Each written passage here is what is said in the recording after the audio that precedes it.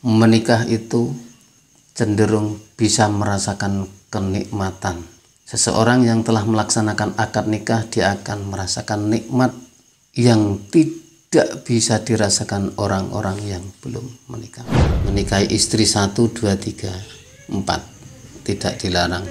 Akan tetapi dia mulia hatinya, akhlak budi pekertinya baik, taat beribadah, insya Allah akan memberikan ketenangan yang lebih di dalam keluarga, yang insya Allah menjadikan keluarga yang mawaddah, sakinah, warahmah.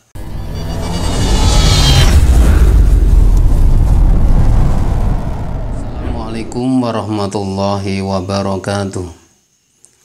Bismillahirrahmanirrahim. Alhamdulillahirabbil alamin.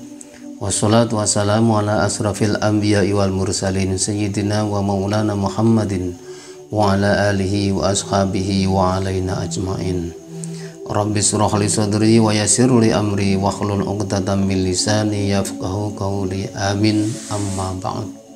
Alhamdulillah, pada kesempatan kali ini saya bisa menjumpai sahabat-sahabat Mbah Munir, yang pada kesempatan kali ini saya akan menyampaikan atau memberikan dorongan atau semangat bagi kawan-kawan dan rekan-rekan Mbah Munir yang pada saat ini atau sampai saat ini belum melaksanakan nikah, sedangkan sahabat-sahabat Mbah Munir telah memiliki kemampuan untuk menafkahi keluarga.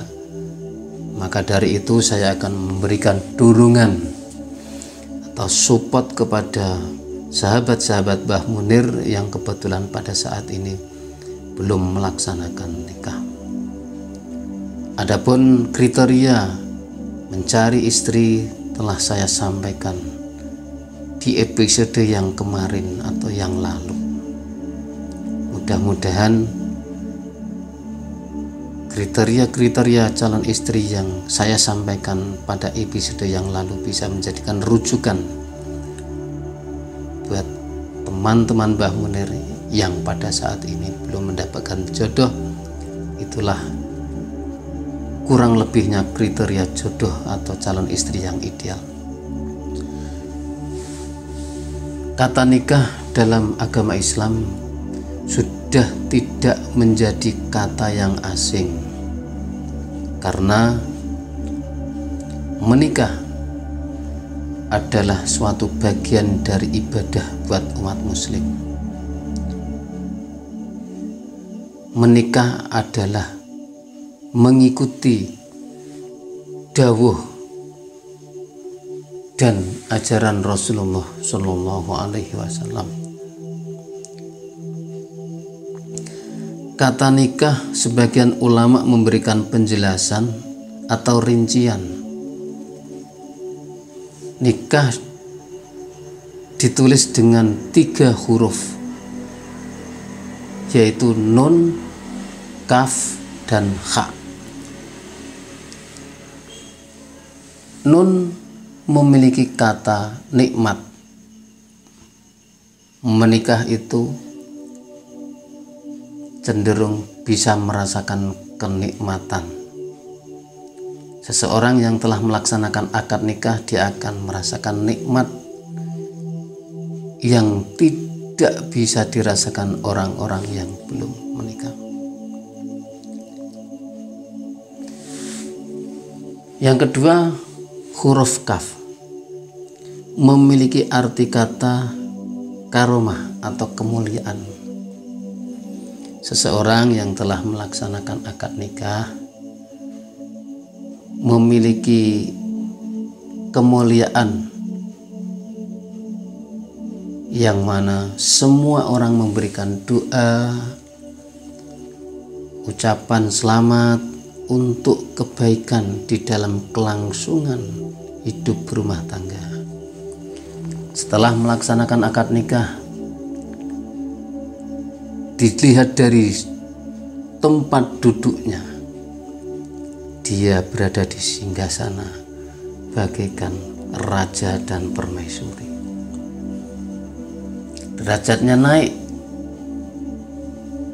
makan disuapi, butuh apa saja dicukupi, dimuliakan sekali. Pada saat kita berkeringat, karena sumuk kalau bahasa orang Jawa itu ada yang mengipasi, kebutuhan apa saja dibantu layaknya seorang raja, memiliki karomah atau kemuliaan yang bertambah. Kenapa tidak mulia?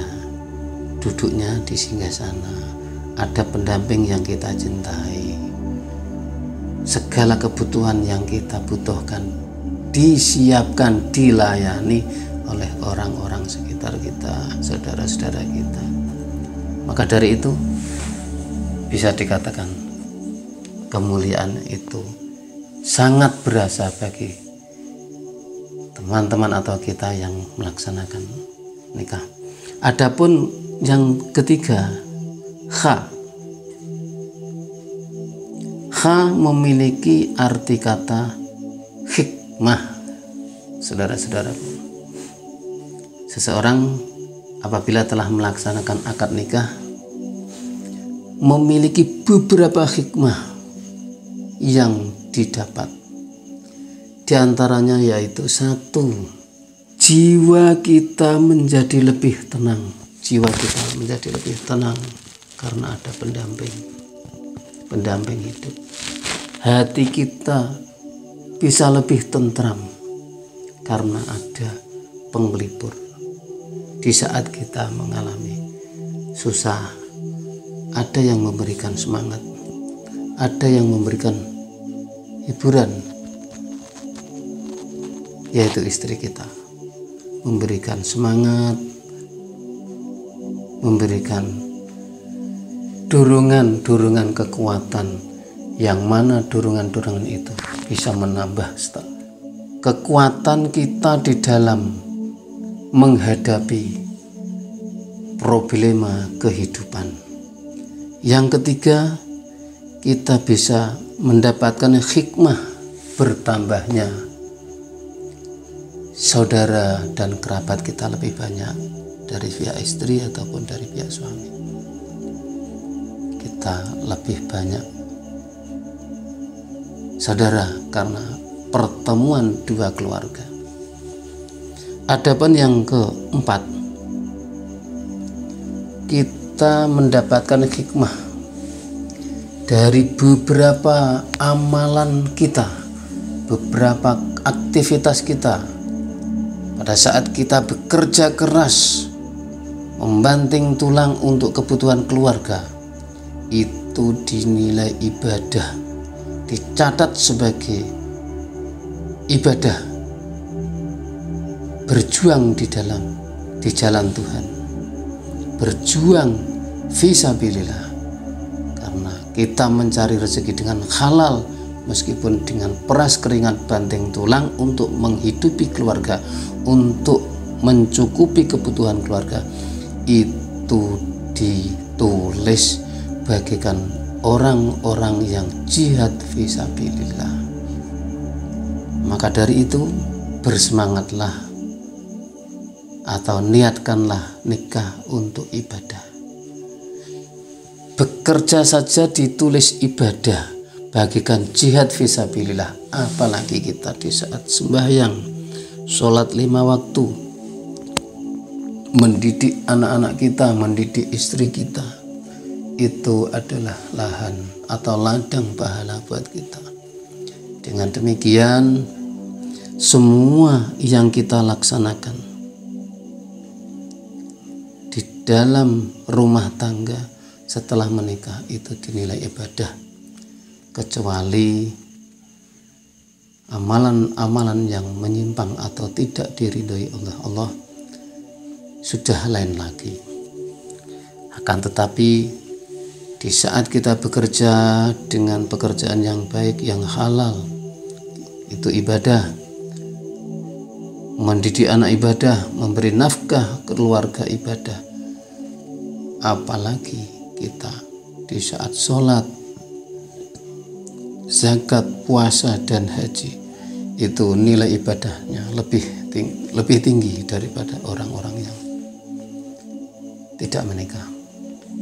Saya berharap dan saya mendorong untuk melaksanakan ibadah nikah supaya di usia kita menjelang hari tua ada generasi penerus, ada yang melaksanakan perjuangan-perjuangan, melanjutkan perjuangan-perjuangan kita. Setelah menikah, marilah kita agendakan untuk memiliki keturunan yang mana sesuai dengan kemampuan kita memberi nafkah. 1, 2, 3, 4, 5 anak. Apabila kita mampu menafkahinya, itu lebih baik, karena kita tidak perlu sanksi dan ragu bahwa banyak anak itu menyusahkan. Insya Allah banyak anak banyak rezeki. Tuhan memberi rezeki. Tuhan Allah memberi rezeki dengan dan mencukupi semua kebutuhan hambanya. Dengan keturunan-keturunan kita nantinya akan bisa menjadikan tumpuan dan harapan kita di masa-masa tua kita. Ada yang perhatian kepada kita, ada yang memberikan perhatian kepada kita, bisa menolong kepada kita di saat usia kita senja. Itulah hikmah dari menikah. Maka dari itu menikahlah, tapi jangan sering-sering menikah. Kalau bisa sekali menikah untuk menargetkan anak-anak dan keturunan yang baik, keluarga yang sakinah, mawaddah, warahmah. Meskipun tidak dilarang menikah 1 kali, 2 kali, menikahi istri 1, 2, 3, 4, tidak dilarang apabila kita mampu. Tetapi apabila kita tidak mampu, cukup 1 istri. Dengan 1 istri akan lebih mengurangi beban ekonomi yang memang sewajarnya, selayaknya kita nafkahkan kepada istri dan keluarga kita. Kriteria calon istri yang ideal sudah saya sampaikan di episode yang lalu. Yang ringkasnya, 1, utamakan wanita yang memiliki budi pekerti yang luhur, memiliki agama yang kuat dalam arti taat beribadah kepada Allah Subhanahu wa taala, yang nantinya bisa menjadi pasangan hidup yang ideal, yang nantinya bisa menghandle pendidikan anak-anak kita. Sebagai kepala rumah tangga memiliki tanggung jawab mendidik anak dan istri untuk beribadah kepada Allah. Apabila istri memiliki akhlak budi pekerti yang baik, agama yang kuat, maka nantinya seorang suami akan terbantu oleh istrinya di dalam mendidik anak, di dalam mewarnai karakter anak. Insya Allah akan terbantu. Yang pertama, memiliki akhlak budi pekerti yang luhur, memiliki agama yang kuat, taat beribadah. Yang kedua, pilihlah seorang istri yang cantik. Dengan kecantikan itu kita bisa lebih meredam pandangan mata kita dari wanita-wanita yang cantik di luar sana. Dan yang ketiga, pilihlah wanita yang kaya. Dengan kekayaan itu bisa menjadikan tercukupi kebutuhan kita. Akan tetapi jangan sampai menjadikan target utama adalah kekayaan, jangan sampai. Karena apabila seorang laki-laki miskin, si istri kaya, tidak memiliki kehormatan sama sekali, rendah derajatnya. Yang keempat, pilihlah calon istri dari keturunan orang-orang yang baik. Keturunan orang-orang yang baik akan melahirkan generasi yang baik. Bibit, bebet, bobot. Akan tetapi lebih baik seorang pendamping hidup atau istri yang kurang kaya, kurang cantik, tidak keturunan yang erat, keturunan orang biasa, petani sekalipun, akan tetapi dia mulia hatinya, akhlak budi pekertinya baik, taat beribadah, insya Allah akan memberikan ketenangan yang lebih di dalam keluarga, yang insya Allah menjadikan keluarga yang mawaddah, sakinah, warahmah. Sekian, semoga bermanfaat buat rekan-rekanku semua. Assalamualaikum warahmatullahi wabarakatuh.